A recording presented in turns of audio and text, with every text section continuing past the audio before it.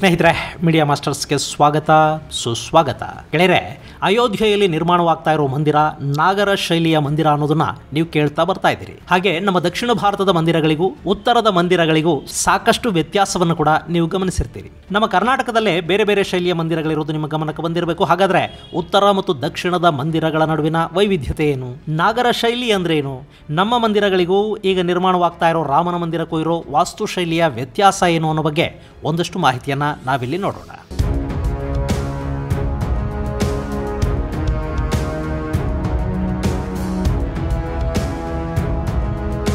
ಸ್ನೇಹಿತರೆ, ಅಯೋಧ್ಯೆಯಲ್ಲಿ ಭವ್ಯ ಮಂದಿರ ನಿರ್ಮಾಣ ಆಗಿದೆ. ಅದನ್ನು ನಾಗರ ಶೈಲಿಯಲ್ಲಿ ನಿರ್ಮಾಣ ಮಾಡಿದ್ದಾರೆ. ಸೋಮನಾಥ ಮಂದಿರವನ್ನು ನಿರ್ಮಿಸಿದ ವಾಸ್ತುಶಿಲ್ಪಿಗಳ ಕುಟುಂಬ ಈ ರಾಮನ ಮಂದಿರವನ್ನು ಕೂಡ ಡಿಸೈನ್ ಮಾಡಿದೆ. 81 ವರ್ಷ ವಯಸ್ಸಿನ ಚಂದ್ರಕಾಂತ್ ಸೋಂಪುರ್ ಈ ದೇವಾಲಯದ ವಾಸ್ತು ವಿನ್ಯಾಸದ ಉಸ್ತುವಾರಿಯನ್ನು ನೋಡಿಕೊಂಡಿದ್ದಾರೆ. ಅವರ ಮಕ್ಕಳಾದ ನಿಖಿಲ್ ಸೋಂಪುರ, ಆಶಿಷ್ ಸೋಂಪುರ ಹಾಗೂ ಆಶಿಷ್ ಅವರ ಮಗ ಅಶುತೋಷ್ ಸೋಂಪುರ ಅಂದ್ರೆ ಚಂದ್ರಕಾಂತ್ ಅವರ ಮೊಮ್ಮಗ, ಹೀಗೆ ಇಡೀ ಕುಟುಂಬ ಅಯೋಧ್ಯ ಮಂದಿರದ ವಿನ್ಯಾಸದಲ್ಲಿ ಭಾಗವಹಿಸಿದೆ. ಈ ಸೋಂಪುರ ಕುಟುಂಬ ತಲೆತಲಾಂತರಗಳಿಂದ ಕೂಡ ದೇವಾಲಯಗಳ ವಾಸ್ತು ವಿನ್ಯಾಸವನ್ನು ಮಾಡ್ತಾ ಬರ್ತಾ ಇರೋ ಕುಟುಂಬ. ಸೋಮನಾಥ ಮಂದಿರವನ್ನ ಡಿಸೈನ್ ಮಾಡಿದ್ದು ಚಂದ್ರಕಾಂತ್ ಸೋಂಪುರ್ ಅವರ ತಂದೆ ಪ್ರಭಾಶಂಕರ ಸೋಂಪುರ. ಇವತ್ತಿನವರೆಗೆ ಭಾರತದಲ್ಲಿ ಸುಮಾರು 400ಕ್ಕೂ ಹೆಚ್ಚು ಮಂದಿರಗಳನ್ನ ಈ ಕುಟುಂಬ ಡಿಸೈನ್ ಮಾಡಿದೆ. ಬಿರ್ಲಾ ಮಂದಿರಗಳೆಲ್ಲ ಕೂಡ ಇವರ ಡಿಸೈನ್ಗಳ ಮೇಲೆ ತಲೆ ಎತ್ತಿ ನಿಂತಿವೆ. ಭಾವನಗರ ಸಮೀಪದ ಪಾಲಿತಾನದ ಬೆಟ್ಟದ ಮೇಲೆ ಭವ್ಯ ಜೈನ ಮಂದಿರವನ್ನು ಕೂಡ ಈ ಕುಟುಂಬ ನಿರ್ಮಿಸಿಕೊಟ್ಟಿದೆ. ಇಂಥ ಕುಟುಂಬ ಅಯೋಧ್ಯೆಯ ರಾಮ ಮಂದಿರ ನಿರ್ಮಾಣದಲ್ಲಿ ಭಾಗಿಯಾಗಿದ್ದು 1993ರ ನಂತರ. ನಿಮಗೆ ಅಚ್ಚರಿ ಅನ್ನಿಸಬಹುದು, ಅಯೋಧ್ಯೆಯಲ್ಲಿ ವಿವಾದಿತ ಕಟ್ಟಡವನ್ನ ಕೆಡವಿದಾಗಲೇ ಅಲ್ಲೊಂದು ಭವ್ಯ ಮಂದಿರ ನಿರ್ಮಾಣದ ಕನಸು ಕೂಡ ಚಿಗುರೊಡೆದಿತ್ತು. ಅವತ್ತು ಈ ಚಂದ್ರಕಾಂತ್ ಸೋಂಪುರ ಅವರನ್ನ ಮೊದಲು ಕರೆಸಿಕೊಂಡಿದ್ದು ಅವತ್ತಿನ ಪ್ರಧಾನಿ PV ನರಸಿಂಹರಾವ್. ನಿಮಗೆ ಆಶ್ಚರ್ಯ ಆಗ್ತಾ ಇದೆಯೇನೋ? ಶತಮಾನಗಳ ಹಿಂದಿನ ಈ ವಿವಾದವನ್ನ ಶಾಶ್ವತವಾಗಿ ಬಗೆಹರಿಸಿ ಬಿಡಬೇಕು ಅಂತ ಅವತ್ತಿನ ಪ್ರಧಾನಿ PV ನರಸಿಂಹರಾವ್ ನಿರ್ಧಾರ ಮಾಡಿದ್ರು. ಹೀಗಾಗಿನೇ ಕಾರ್ ಸೇವಕರು ಅಯೋಧ್ಯೆಯಲ್ಲಿ ವಿವಾದಿತ ಕಟ್ಟಡವನ್ನ ನೆಲಸಮ ಮಾಡುವಾಗ ಅದನ್ನು ತಡೆಯುವ ಎಲ್ಲ ಅವಕಾಶಗಳಿದ್ದೂ ಕೂಡ ಅವತ್ತಿನ ಪ್ರಧಾನಿ ನರಸಿಂಹರಾವ್ ಆ ಜವಾಬ್ದಾರಿಯನ್ನ ಉತ್ತರ ಪ್ರದೇಶದ ಬಿಜೆಪಿ ಸರ್ಕಾರದ ಹೆಗಲಿಗೆ ಹೊರಿಸಿ ಸುಮ್ಮನಾಗಿ ಹೋದ್ರು. ಅಂದ್ರೆ ಆ ವಿವಾದಿತ ಕಟ್ಟಡ ಬಿದ್ದು ಹೋದ್ರೆ ಬಿದ್ದು ಹೋಗ್ಬಿಡ್ಲಿ ಅನ್ನೋದು ಅವತ್ತು ನರಸಿಂಹರಾವ್ ಅವರ ಮನಸ್ಸಲ್ಲೂ ಇತ್ತು. ಅಲ್ಲಿ ಬಾಬರಿ ಮಸ್ಜಿದ್ ಅಂತ ಕರೆಸಿಕೊಳ್ಳಲ್ಪಡ್ತಾ ಇದ್ದ ಕಟ್ಟಡ ನೆಲಸಮ ಆದ ನಂತರ ಅದೇ ಜಾಗದಲ್ಲಿ ಮತ್ತೊಂದು ಮಸೀದಿ ಹಾಗೂ ಅದರ ಪಕ್ಕದಲ್ಲೇ ಒಂದು ಭವ್ಯ ರಾಮ ಮಂದಿರವನ್ನ ನಿರ್ಮಾಣ ಮಾಡಿಕೊಡುವ ಮೂಲಕ ಹಿಂದೂ ಹಾಗೂ ಮುಸ್ಲಿಂ ಎರಡೂ ಸಮುದಾಯಗಳನ್ನು ತೃಪ್ತಿಪಡಿಸುವ ಉದ್ದೇಶ ನರಸಿಂಹರಾವ್ ಅವರಿಗಿತ್ತಂತೆ. ಹೀಗಾಗಿ ಅವರು ಅಂಥದ್ದೊಂದು ಇಂಡೋ ಇಸ್ಲಾಮಿಕ್ ಭಾವೈಕ್ಯತೆಯನ್ನು ಮೇಳೈಸಿ ಅಲ್ಲೊಂದು ಮಂದಿರ ಹಾಗೂ 3 ಗುಂಬಜ್ಗಳನ್ನು ಒಳಗೊಂಡ ಮಸೀದಿಯೊಂದನ್ನು ಡಿಸೈನ್ ಮಾಡೋದಕ್ಕೆ ಸಾಧ್ಯನಾ ಅಂತ ಈ ಸೋಂಪುರ ಅವರನ್ನು ಕೇಳ್ತಾರೆ. ಅದನ್ನು ಮಾಡಿಕೊಡೋದಕ್ಕೆ ಸೋಂಪುರ ಕೂಡ ಅವತ್ತು ಒಪ್ಪಿದ್ರು. ಎರಡನ್ನೂ ಸರ್ಕಾರಿ ಖರ್ಚಲ್ಲೇ ನಿರ್ಮಾಣ ಮಾಡೋದಕ್ಕೆ ನರಸಿಂಹರಾವ್ ಅವರ ಸರ್ಕಾರ ಸಿದ್ಧ ಆಯಿತು. ಆದರೆ ಅದಕ್ಕೆ ವಿಶ್ವ ಹಿಂದೂ ಪರಿಷತ್ ಒಪ್ಪಲಿಲ್ಲ. ರಾಮಜನ್ಮಭೂಮಿಯಲ್ಲದೆ ಬೇರೆ ಎಲ್ಲೇ ಮಂದಿರವನ್ನು ಕಟ್ಟಿದ್ರು ಅದು ರಾಮಜನ್ಮಭೂಮಿಯ ಮಂದಿರ ಅನ್ನಿಸ್ಕೊಳ್ಳೋದಿಲ್ಲ. ಹೀಗಾಗಿ ಆ ಇಡೀ ವಿವಾದಿತ ಪ್ರದೇಶವನ್ನು ರಾಮನಿಗೆ ಬಿಟ್ಟು ಕೊಡಬೇಕು ಅಂತ ಅಲ್ಲಿ VHP ಪಟ್ಟು ಹಿಡಿತು. ಬಹುಶಃ ಇನ್ನೊಂದು ಅವಧಿಗೆ ನರಸಿಂಹರಾವ್ ಪ್ರಧಾನಿಯಾಗಿ ಪೂರ್ಣ ಬಹುಮತದ ಸರ್ಕಾರವನ್ನು ರಚನೆ ಮಾಡಿದ್ದಿದ್ರೆ ಅವತ್ತೇ ಅವರು ಮಾತುಕತೆಯ ಮೂಲಕ ಈ ಸಮಸ್ಯೆಯನ್ನ ಬಗೆಹರಿಸಿ ಬಿಡ್ತಾ ಇದ್ರು ಏನು. ಆದರೆ ಅದು ಅವತ್ತು ಸಾಧ್ಯ ಆಗಲಿಲ್ಲ. ರಾಮ ಮಂದಿರ ವಿವಾದವನ್ನು ಬಗೆಹರಿಸಿ ಬಿಡೋ ಈ ನಿರ್ಧಾರ ಸೇರಿದ ಹಾಗೆ ನರಸಿಂಹರಾವ್ ಅವರ ಸಾಕಷ್ಟು ನಿಲುವುಗಳು ಕಾಂಗ್ರೆಸ್ ಪಕ್ಷದ ಅಧಿನಾಯಕರಿಗೂ ಒಪ್ಪಿಗೆ ಆಗಲಿಲ್ಲ. ಪಾಪ ನರಸಿಂಹರಾವ್ ಕಾಂಗ್ರೆಸ್ ಪಕ್ಷದಲ್ಲಿ ಅಸ್ಪೃಶ್ಯ ನಾಯಕರಂತೆ ನಡೆಸಿಕೊಳ್ಳಲ್ಪಟ್ಟರು. ನರಸಿಂಹರಾವ್ ಅವರು ವಿಧಿವಶರಾದಾಗ ಅವರ ಪಾರ್ಥಿವ ಶರೀರವನ್ನು ಕೂಡ ಕಾಂಗ್ರೆಸ್ ಕಚೇರಿಯಲ್ಲಿ ದರ್ಶನಕ್ಕಿಡುವ ಸೌಜನ್ಯವನ್ನೂ ಅವತ್ತು ತೋರಲಿಲ್ಲ. ಆ ಮಾಜಿ ಪ್ರಧಾನಿಯ ಅಂತ್ಯ ಸಂಸ್ಕಾರಕ್ಕೆ ದೆಹಲಿಯಲ್ಲಿ ಒಂದಷ್ಟು ಜಾಗನೂ ಕೊಡಲಿಲ್ಲ.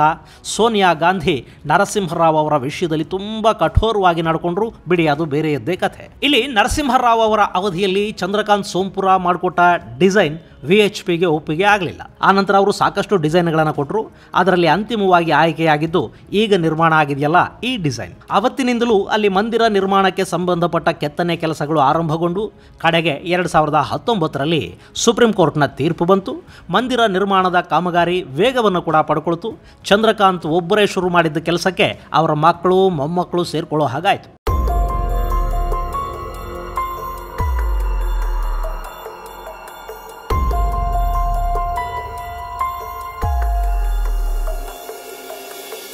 ಇನ್ನು ಇಲ್ಲಿ ನಿರ್ಮಾಣವಾಗ್ತಾ ಇರುವುದು ನಾಗರ ಶೈಲಿಯ ಮಂದಿರ. ನಾಗರ ಶೈಲಿ ಅಂದರೆ ಉತ್ತರ ಭಾರತದ ಶೈಲಿ. ಗೆಳೆಯರೆ, ಭಾರತದ ದೇವಾಲಯಗಳನ್ನು ನಾವು ಗಮನಿಸಿದರೆ ಅಲ್ಲಿ ನಮಗೆ 3 ಶೈಲಿಗಳು ಕಾಣಸಿಗುತ್ತವೆ. ಉತ್ತರ ಭಾರತದಲ್ಲಿ ನಾಗರ ಶೈಲಿ ಇದೆ, ದಕ್ಷಿಣಕ್ಕೆ ಬಂದರೆ ದ್ರಾವಿಡ ಶೈಲಿಯ ದೇವಾಲಯಗಳಿವೆ. ಹಾಗೆ ಈ ಎರಡೂ ಶೈಲಿಗಳನ್ನು ಸಮ್ಮಿಳಿಸಿದಂತೆ ಕಾಣುವ ವೇಸರ ಶೈಲಿಯ ದೇವಾಲಯಗಳು ಕೂಡ ನಮ್ಮಲ್ಲಿವೆ. ಉತ್ತರ ಭಾರತದ ಶೈಲಿಯನ್ನ ನಾಗರ ಅಂತ ಕರೀತಾರೆ. ಬಹುಶಃ ಇದು ನಗರ ಅನ್ನೋ ಪದದಿಂದ ಬಂದಿರಬೇಕು ಅಂತ ಭಾವಿಸಲಾಗುತ್ತೆ. ಈ ನಾಗರ ಶೈಲಿ ಅರಳಿದ್ದು ಗುಪ್ತ ಸಾಮ್ರಾಜ್ಯದ ಕಾಲದಲ್ಲಿ. ಸುಮಾರು 4ನೇ ಶತಮಾನದ ಹೊತ್ತಿಗೆ ನಾಗರ ಶೈಲಿಯ ದೇವಾಲಯಗಳ ನಿರ್ಮಾಣ ಆರಂಭ ಆಯಿತು ಅಂತ ಇತಿಹಾಸಕಾರರು ಹೇಳ್ತಾರೆ. ಅದೇ ಸಮಯಕ್ಕೆ ನಮ್ಮಲ್ಲಿ ಅಂದರೆ ದಕ್ಷಿಣ ಭಾರತದಲ್ಲಿ ಕೂಡ ವಿಶಿಷ್ಟ ದೇವಾಲಯ ಶೈಲಿಯೊಂದು ತಲೆ ಎತ್ತಿತ್ತು. 3 ಸಮುದ್ರಗಳ ನಡುವೆ ಅರಳಿದ್ದ ಆ ಶೈಲಿಯನ್ನ ದ್ರವಿಡ ಶೈಲಿ ಅಂತ ಕರೆದರು. ಸೊ ಈ ಎರಡೂ ಶೈಲಿಗಳು ಹೆಚ್ಚು ಕಡಿಮೆ ಸಮಕಾಲೀನ ಅಂತ ಭಾವಿಸಲಾಗಿದೆ. ಇಲ್ಲಿ ನಾಗರ ಶೈಲಿಗೂ ದ್ರಾವಿಡ ಶೈಲಿಗೂ ಇರೋ ವ್ಯತ್ಯಾಸ ಏನು? ಗೆಳೆಯರಲ್ಲಿ ನೀವು ನೋಡ್ತಾ ಇರೋದು ನಾಗರ ಶೈಲಿಯ ಮಂದಿರ. ಇದನ್ನು ಸೂಕ್ಷ್ಮವಾಗಿ ಗಮನಿಸಿ ನೋಡಿ. ಇದು ಒಂದು ಎತ್ತರದ ಗೋಪುರ, ಒಂದಷ್ಟು ಸಣ್ಣ ಸಣ್ಣ ಗೋಪುರಗಳನ್ನು ಹೊಂದಿದೆ ಅಲ್ವಾ? ಈ ಎತ್ತರದ ಭಾಗವನ್ನ ಗೋಪುರ ಅಂತ ಕರೆಯೋದಿಲ್ಲ, ಇದನ್ನು ಶಿಖರ ಅಂತ ಕರೀತಾರೆ. ಅಂದ್ರೆ ಎತ್ತರದ ಭಾಗ. ಇದನ್ನು ಕೂಡ ಸ್ವಲ್ಪ ಗಮನಿಸಿ ನೋಡಿ. ಈ ಶಿಖರ ನೇರವಾದ ಸಮಾನಾಂತರ ಬದಿಗಳನ್ನು ಹೊಂದಿರುತ್ತೆ. ವೃತ್ತಾಕಾರ ಅಥವಾ ಅಂಡಾಕಾರದ ಅಡ್ಡ ವಿಭಾಗಗಳೊಂದಿಗೆ ಘನಜ್ಯಾಮಿತಿಯ ಆಕೃತಿಯನ್ನು ಇದು ಹೊಂದಿದೆ. ತುಂಬಾ ಸಿಂಪಲ್ ಆಗಿ ಬೆಂಗಳೂರಿನವ್ರಿಗೆ ಅರ್ಥ ಆಗೋ ಕನ್ನಡದಲ್ಲಿ ಹೇಳಬೇಕು ಅಂದ್ರೆ ಈ ಶಿಖರ ಸಿಲಿಂಡರ್ ಆಕಾರದಲ್ಲಿರುತ್ತೆ.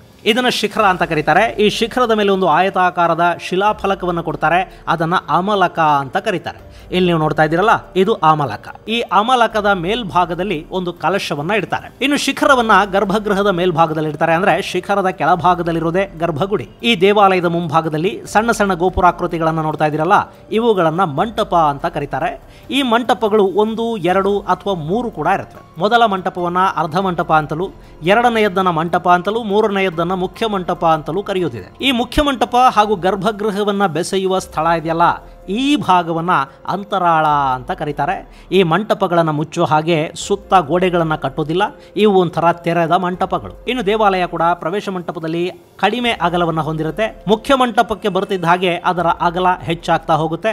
ಆ ನಂತರ ಗರ್ಭಗುಡಿಯ ಪ್ರದೇಶದಲ್ಲಿ ದೇವಾಲಯದ ಅಗಲ ಕಡಿಮೆ ಆಗುತ್ತೆ. ಹಾಗೆ ಈ ಮಂಟಪದಿಂದ ಗರ್ಭಗುಡಿಯ ಸುತ್ತ ಪ್ರದಕ್ಷಿಣೆಗಾಗಿ ಒಂದಷ್ಟು ಜಾಗವನ್ನು ಬಿಟ್ಟಿರ್ತಾರೆ. ಅದನ್ನ ಪ್ರದಕ್ಷಿಣಾ ಪಥ ಅಂತ ಕರೀತಾರೆ. ಇದಲ್ಲದೆ ಇಡೀ ದೇವಾಲಯದ ಸುತ್ತ ಕೂಡ ಪ್ರದಕ್ಷಿಣೆಗೆ ಅವಕಾಶವನ್ನು ಕೊಡಲಾಗುತ್ತೆ. ಇನ್ನು ನಾಗರ ದೇವಾಲಯಗಳು ಎತ್ತರದ ಜಗುಲಿ ಅಥವಾ ಪ್ಲಿಂತ್ ಮೇಲೆ ನಿರ್ಮಾಣ ಆಗುತ್ತವೆ. ನೆಲಮಟ್ಟದಿಂದ ಎತ್ತರದಲ್ಲಿ, ಅಂದ್ರೆ ನಮ್ಮ ಹೊಯ್ಸಳ ದೇವಾಲಯಗಳು ಹೇಗೆ ನಕ್ಷತ್ರಾಕಾರದ ಜಗುಲಿಯ ಮೇಲೆ ನಿರ್ಮಾಣವಾಗಿವೆಯೋ ಹಾಗೇನೆ ನಾಗರ ಶೈಲಿಯ ಮಂದಿರಗಳು ಕೂಡ ಎತ್ತರದ ಜಗುಲಿಗಳ ಮೇಲೆ ನಿರ್ಮಾಣ ಆಗಿರುತ್ತವೆ. ಈ ಜಗುಲಿಯ ಸುತ್ತ ಪ್ರದಕ್ಷಿಣೆಗೆ ಅವಕಾಶ ಇರುತ್ತೆ. ಇನ್ನು ಈ ನಾಗರ ಶೈಲಿಯಲ್ಲಿ ಕೂಡ ನಾವು 5 ವಿಧಗಳನ್ನು ನೋಡೋದಕ್ಕೆ ಸಾಧ್ಯ ಆಗುತ್ತೆ. ಅದನ್ನ ವಲ್ಲಭಿ, ಫಂಸಾನ, ಲತೀನ, ಶೇಖರಿ ಮತ್ತು ಭೂಮಿಜ ಅಂತ ವಿಭಾಗ ಮಾಡಿದ್ದಾರೆ. ಅದರ ಬಗ್ಗೆ ತುಂಬಾನೇ ವಿವರಣೆಯನ್ನ ಕೊಡಬೇಕಾಗುತ್ತೆ. ಅದರಿಂದ ನಿಮಗೆ ಬೋರ್ ಆಗಬಹುದು. ಸೊ ನಾನು ಆ ಬಗ್ಗೆ ಹೆಚ್ಚು ಹೇಳೋದಕ್ಕೆ ಹೋಗೋದಿಲ್ಲ. ಆ ಬಗ್ಗೆ ನಿಮಗೆ ಇನ್ನೂ ಹೆಚ್ಚು ತಿಳ್ಕೋಬೇಕು ಅನ್ನೋ ಆಸಕ್ತಿ ಇದ್ರೆ ಸ್ಟೆಲ್ಲಾ ಕ್ರಾಮ್ರಿಚ್ ಅವರ ದ ಹಿಂದೂ ಟೆಂಪಲ್ ಅನ್ನೋ ಗ್ರಂಥಗಳಿವೆ. ಅದರ 1ನೇ ಸಂಪುಟದಲ್ಲಿ ಇದರ ಬಗ್ಗೆ ವಿವರವಾಗಿ ಹೇಳಲಾಗಿದೆ. ಇದು ನಾಗರ ದೇವಾಲಯಗಳ ಶೈಲಿ.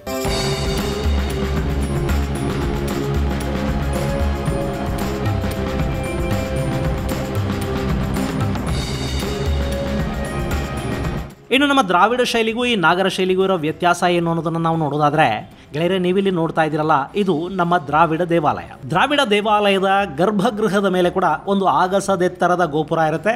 ಅದನ್ನು ನಾಗರ ಶೈಲಿಯಲ್ಲಿ ಶಿಖರ ಅಂತ ಕರೀತಾರೆ. ನಾವು ದಕ್ಷಿಣದ ಶೈಲಿಯಲ್ಲಿ ಅದನ್ನು ವಿಮಾನ ಅಥವಾ ವಿಮಾನ ಗೋಪುರ ಅಂತ ಕರಿತೀವಿ. ಈ ವಿಮಾನ ಪಿರಮಿಡ್ ಆಕಾರದಲ್ಲಿರುತ್ತೆ. ಉತ್ತರದ ದೇವಾಲಯ ಹಾಗೂ ದಕ್ಷಿಣದ ದೇವಾಲಯಗಳನ್ನು ಗುರುತಿಸುವ ಪ್ರಮುಖ ವಿಧಾನನೇ ಇದು. ಇನ್ನು ನಮ್ಮಲ್ಲಿ ಕೂಡ ದೇವಾಲಯಗಳನ್ನು ಎತ್ತರದ ಪ್ಲಿಂತ್ಗಳ ಮೇಲೆ ನಿರ್ಮಾಣ ಮಾಡೋ ಶೈಲಿ ಇದೆ. ಹಾಗೆ ನೆಲಮಟ್ಟದಲ್ಲಿ ಕೂಡ ನಮ್ಮ ದೇವಾಲಯಗಳನ್ನು ನಿರ್ಮಾಣ ಮಾಡ್ತಾರೆ. ಮಂಟಪಗಳು ದಕ್ಷಿಣದ ದೇವಾಲಯಗಳಲ್ಲೂ ಇರುತ್ತವೆ. ಜೊತೆಗೆ ಸುಖನಾಸಿ ಅಥವಾ ಶುಕನಾಸ ನಮ್ಮ ವೈಶಿಷ್ಟ್ಯ. ಹಾಗೆ ದಕ್ಷಿಣ ಮಂದಿರಗಳ ವಾಸ್ತುಶೈಲಿ ಹೇಗೆ ಅಂದ್ರೆ, ನಮ್ಮ ಮಂಟಪಗಳನ್ನು ಮುಚ್ಚೋ ಹಾಗೆ ಅದಕ್ಕೆ ಗೋಡೆಯನ್ನ ನಿರ್ಮಾಣ ಮಾಡ್ತಾರೆ. ಹಾಗೆ ವಿಶಾಲವಾದ ದೇವಾಲಯಕ್ಕೆ ಮುಂಭಾಗದಲ್ಲಿ ಎತ್ತರದ ಗೋಪುರಗಳನ್ನ ಕಟ್ಟುವುದು ದಕ್ಷಿಣದ ಅಥವಾ ದ್ರಾವಿಡ ವಿಶೇಷ ಶೈಲಿ. ಗೆಳೆಯರೆ, ನಮ್ಮಲ್ಲಿ ದೇವಾಲಯಗಳನ್ನ ಪ್ರತಿ ರಾಜವಂಶ ಕೂಡ ಅಭಿವೃದ್ಧಿ ಮಾಡ್ತಾ ಹೋಯಿತು. ಶೈವ ಅರಸರು, ವೈಷ್ಣವ ಅರಸರು ಅನ್ನೋ ಭೇದ ಇಲ್ಲದೆ ಹಿಂದಿನ ಅರಸರು ಕಟ್ಟಿದ್ದ ದೇವಾಲಯಗಳನ್ನ ಕೆಡುವುದಕ್ಕೆ ಹೋಗದೆ ಅವುಗಳನ್ನ ಇನ್ನಷ್ಟು ಅಭಿವೃದ್ಧಿ ಮಾಡೋ ಕೆಲಸವನ್ನ ಆ ನಂತರ ಬಂದ ರಾಜರು ಮಾಡ್ತಾ ಹೋದ್ರು. ಆ ಸಂದರ್ಭದಲ್ಲಿ ಅವರು ಮೂಲ ದೇವಾಲಯ ಮತ್ತು ಅದರ ಸೌಂದರ್ಯಕ್ಕೆ ಧಕ್ಕೆ ಬಾರದ ಹಾಗೆ ತಮ್ಮ ಕೊಡುಗೆಗಳನ್ನು ಕೊಟ್ಟರು. ನಮ್ದು ಕೆಡುವ ಸಂಸ್ಕೃತಿ ಅಲ್ಲ, ಕಟ್ಟೋ ಸಂಸ್ಕೃತಿ. ಹೀಗಾಗಿ ದೇವಾಲಯಗಳನ್ನು ವಿಸ್ತರಿಸ್ತಾ, ಹೊಸ ಮಂಟಪಗಳನ್ನು ಕಟ್ತಾ, ದೇವಾಲಯದ ಹೊರಗಿನ ಗೋಪುರಗಳನ್ನು ಕೂಡ ನಿರ್ಮಾಣ ಮಾಡಿ ಅವುಗಳನ್ನು ಎತ್ತರಿಸುವ ಕೆಲಸವನ್ನ ನಮ್ಮ ರಾಜ ಮಹಾರಾಜರು ಮಾಡ್ತಾ ಹೋದರು. ಹೀಗಾಗಿ ದಕ್ಷಿಣದ ದೇವಾಲಯಗಳಲ್ಲಿ ದೇವಾಲಯದ ಮುಂಭಾಗದಲ್ಲೊಂದು ಗೋಪುರ ಹಾಗೂ ಗರ್ಭಗುಡಿಯ ಮೇಲೆ ವಿಮಾನ ಎರಡನ್ನೂ ಕಾಣೋದಕ್ಕೆ ನಮಗೆ ಸಾಧ್ಯ ಆಗುತ್ತೆ. ಸಾಕಷ್ಟು ಬಾರಿ ವಿಮಾನಕ್ಕಿಂತ ಗೋಪುರದ ಎತ್ತರ ಹೆಚ್ಚಿರೋದನ್ನು ಕೂಡ ನಾವು ನೋಡ್ತೀವಿ. ಹಾಗೆ ಉತ್ತರ ದೇವಾಲಯದ ವಾಸ್ತುವಿನಲ್ಲಿ ಆಲಯದ ಸುತ್ತ ಕಾಂಪೌಂಡ್ ಇರೋದಿಲ್ಲ, ಅದು ತೆರೆದ ದೇವಾಲಯ. ದಕ್ಷಿಣದ ದೇವಾಲಯಗಳಲ್ಲಿ ಪೌಳಿ ಇರುತ್ತೆ. ಹಾಗೆ ದಕ್ಷಿಣದ ದೇವಾಲಯಗಳ ಆವರಣದಲ್ಲಿ ಕಲ್ಯಾಣಿಗಳನ್ನು ಕೂಡ ನಿರ್ಮಾಣ ಮಾಡಿರ್ತಾರೆ. ನೀರಿನ ವ್ಯವಸ್ಥೆಯನ್ನು ದೇವಾಲಯದ ಪ್ರಾಂಗಣದ ಒಳಗೆ ಕೊಡಲಾಗುತ್ತೆ. ನಾಗರ ಶೈಲಿಯಲ್ಲಿ ಅದು ಆಲಯ ಪ್ರಾಂಗಣದಿಂದ ಹೊರಭಾಗದಲ್ಲಿರುತ್ತೆ. ಹಾಗೆ ನಾಗರ ಶೈಲಿಯ ದೇವಾಲಯಗಳಿಗೆ ದೇವಾಲಯದ ಸುತ್ತ ಒಂದು ಪರ್ಕೋಟ ನಿರ್ಮಾಣ ಮಾಡ್ತಾರೆ. ಇನ್ನು ಈ ಎರಡೂ ಶೈಲಿಗಳನ್ನು ಬೆಸೆದ ಒಂದಷ್ಟು ದೇವಾಲಯಗಳು ಮಹಾರಾಷ್ಟ್ರ, ಗುಜರಾತ್ ಭಾಗದಲ್ಲಿವೆ. ಇದನ್ನು ವೇಸರ ಶೈಲಿ ಅಂತ ಕರೀತಾರೆ.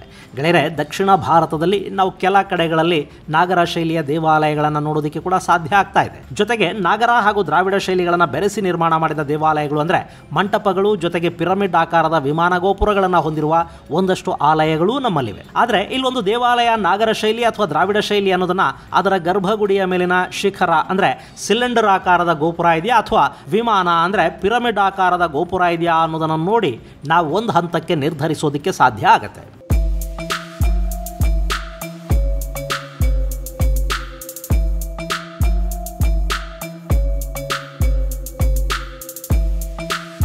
ಇನ್ನು ಅಯೋಧ್ಯೆಯಲ್ಲಿ ನಿರ್ಮಾಣವಾಗಿರುವುದು ನಾಗರ ಶೈಲಿಯ ರಾಮ ಮಂದಿರ. ಗೆಳೆಯರೆ, ನಾನು ಅಲ್ಲಿಗೆ ಹೋಗಿದ್ದಾಗ ಮಂದಿರ ನಿರ್ಮಾಣ ಇನ್ನೂ ಪೂರ್ಣಗೊಂಡಿರಲಿಲ್ಲ.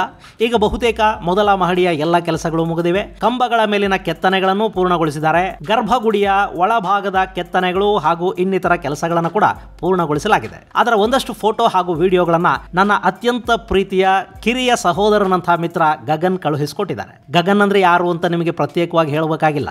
ನಿಮ್ಮ ಪ್ರೀತಿಯ ಡಾಕ್ಟರ್ ಬ್ರೋ ಗಗನ್ ಅಯೋಧ್ಯೆಯ ವಿಡಿಯೋನ ಕಳುಹಿಸಿದ್ದಾರೆ. ನಾನು ಬರೀ ಅಯೋಧ್ಯೆಗೆ ಮಾತ್ರ ಹೋಗಿ ವಾಪಸ್ಸು ಬಂದ್ಬಿಟ್ಟೆ. ಈ ಹುಡುಗ ನೇಪಾಳಕ್ಕೆ, ಮಧ್ಯಪ್ರದೇಶಕ್ಕೆ, ಹಾಗೆ ರಾಮನೊಂದಿಗೆ ಸಂಬಂಧ ಇರುವ, ರಾಮನ ಹೆಜ್ಜೆ ಗುರುತುಗಳು ಮೂಡಿರುವ ಸಾಕಷ್ಟು ಪ್ರದೇಶಗಳಿಗೆ ಹೋಗಿ ನಿಮಗೆ ಅಲ್ಲಿನ ಮಾಹಿತಿಯ ರಸದೌತಣವನ್ನು ಕೂಡ ಕೊಡ್ತಾ ಇದ್ದಾನೆ.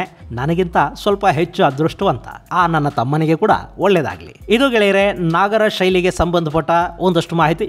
ಮುಂದಿನ ಸಂಚಿಕೆಯಲ್ಲಿ ಮತ್ತಷ್ಟು ವಿಶೇಷಗಳ ಜೊತೆ ಮತ್ತೆ ಭೇಟಿಯಾಗೋಣ. ಅಲ್ಲಿವರೆಗೆ ಜೈ ಹಿಂದ್, ಜೈ ಕರ್ನಾಟಕ.